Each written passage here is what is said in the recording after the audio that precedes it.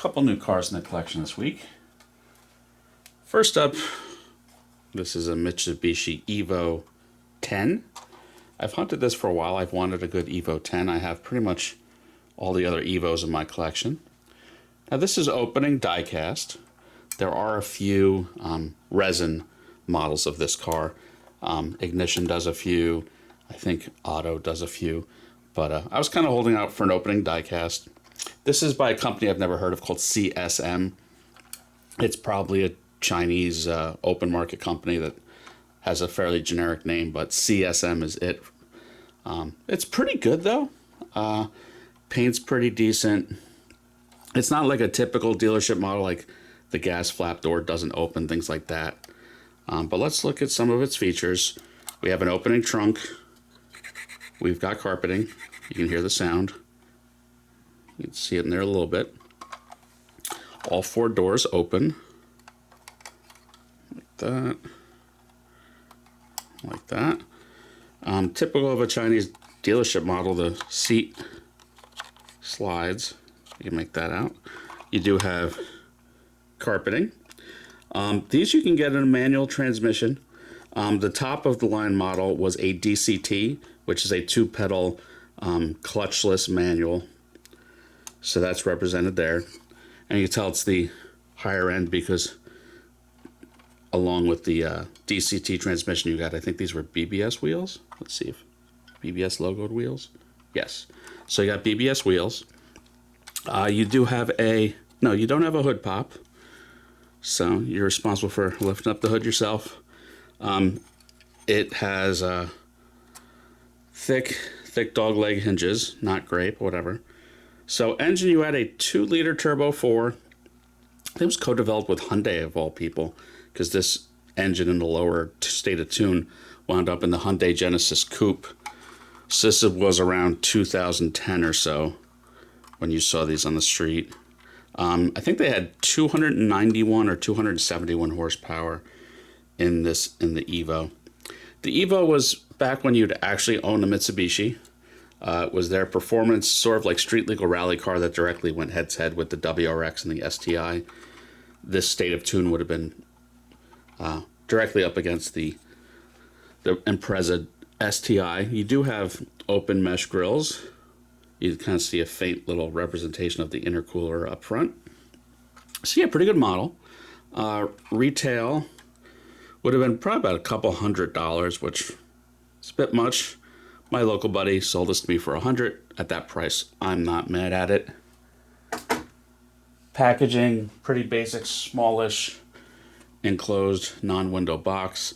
It's interesting, that's a different set of wheels that you'd have seen more on the base car with a manual transmission. It did come with a crevice tool in there, so that's always nice and appreciated. On the other end of the spectrum, we have a pure Chinese dealership model. And I got this because it's quirky and it's very good value. This is again, a dealership model. This is a Geely, I can't even say the name. It's Borui, Borui. Just kind of a generic mid-size, this compact car sold in China. But the details are pretty good. You have, a sliding opening sunroof. You've got the fold-out mirrors, very common with these. Fully opening diecast. You have a helper spring for the hood, which again has chunky dog legs but has scale hood props or hood shocks, whatever you want to call those. 1.8 liter turbo 4, about 164 horsepower. This one I actually did look up because I don't know much about these cars. We don't get them in this country. You have an opening trunk, carpeted. You even have a little helper pull tag, if you can see that pull tag. That shows a bit of a spare tire that's very hard to see, but trust me, there's a spare tire in there. Interior is good. The paint, actually, some of these come with pretty obvious flaws. This one did not. The paint's pretty good. If you can make that out. We've got carpeting again. The seats on this one, do they slide? Yes, seats do slide. So that's neat. So, I mean, this is pretty detailed. This is equivalent to, you know, maybe a $130 Sunstar or better, really. And this was purchased through a friend who scored a couple of these on like a Mercari, something like that. But $40 landed with shipping, which probably makes this car the cost like $20, which, I mean, how can you be mad at that? This is a pretty nice, detailed, fully opening diecast car. Shipped for $40. Packaging. The outer package is actually pretty nice. Again, this screams fairly high-end dealership model. Whenever you see these corner cutaways, they're usually pretty nice.